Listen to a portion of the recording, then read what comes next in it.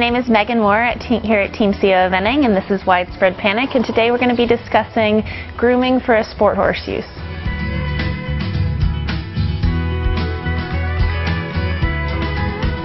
For the first step, you want to get your horse's coat shiny and healthy as possible, and that comes from the inside and the out. So we want to make sure that we have a high quality grain, especially fats help for a shiny coat, and then proper grooming with lots of currying, and then as you brush you want to flick the hair off the horse to help exfoliate and leave them with a fresh, clean coat. To help the face look at its best for presentation, you can wipe it down with baby oil and water. You can also use baby powder on the white marks to help them shine at their whitest.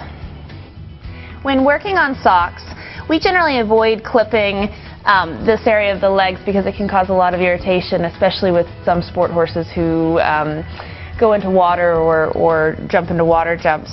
So we just trim the fetlocks. And then you want to wash your horse's socks with a whitening shampoo, and then a good trick to come back over that is either some baby powder again, or we mix up some whitening shampoo with rubbing alcohol, and then you can spray it on and wipe it off as a quick, cheap green stain remover that works really well.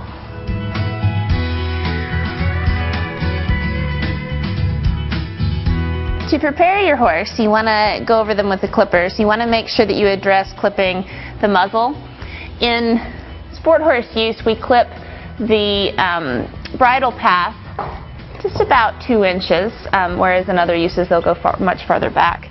We clip the coronet band and the fetlock, but we usually try not to clip the tendons, as that can expose them to different bacteria and sensitivities.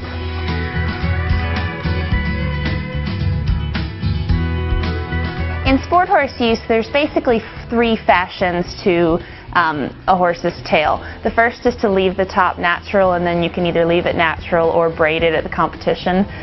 You can also pull the tops of the tails on the sides, or you can trim them with the clippers by going up the sides on each, just to give the horse a little bit sharper look behind and to accentuate the hindquarter muscles. Then to bang the tail,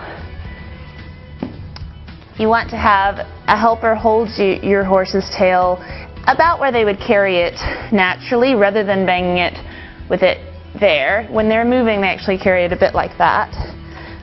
And then you could trim it evenly at the bottom.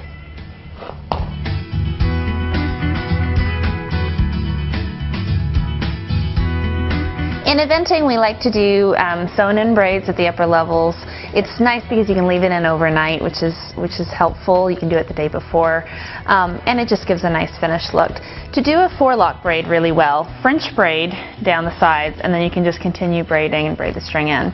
Then there are many ways to do this, but one nice trick is if you take a pull through and stick it all the way through from the top, then pull it back up, and you can actually pull the braid inside itself, and then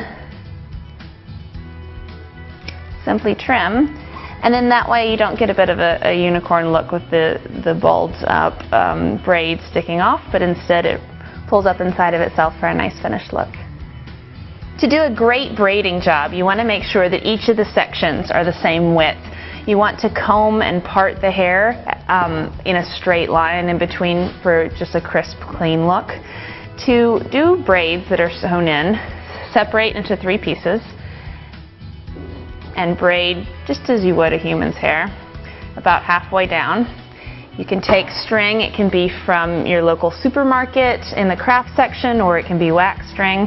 Lay it in with the braid, and then continue to braid down till you're near the end. Then I like to take one string, go around and tie a knot, go around and tie a knot. Then, to really help for the secret of really tight braids, fold it over at the end, pinch tightly between your fingers, and tie a knot again, tie a knot again. Then we're going to take a needle. It's best to use a needle that's blunt on the end so you can't end up stabbing either yourself or your horse. And fold it over once. Fold it over twice.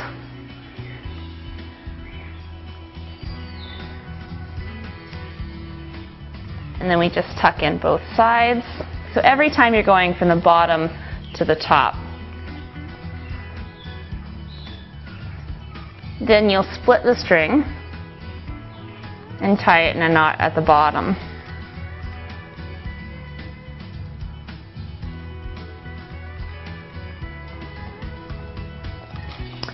For quick sewn-in braids that are also really difficult for the horse to rub out, so it's quite nice.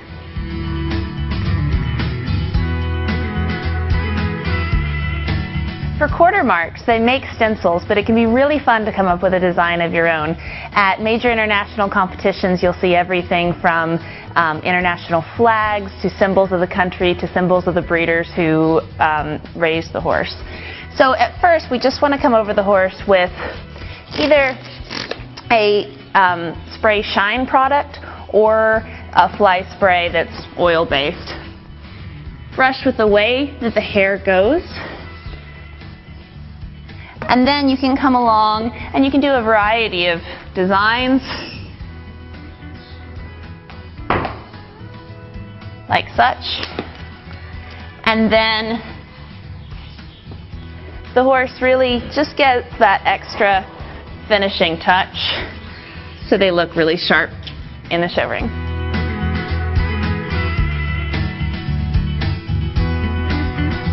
At the last minute before your competition, you can add a hoof conditioner to the hooves so that they're shiny and just adds a little bit of a finished touch to the horse as well as being a good treatment for their hooves. Now for the finishing touches, add a bridle. You want to make sure that you polish the brass with any brass cleaner from the local supermarket and rub the bridle down, clean it really nicely, and then use a stick of glycerin to rub that final shine. And then by following all these tips, hopefully your horse will be ready to look its best in the show ring.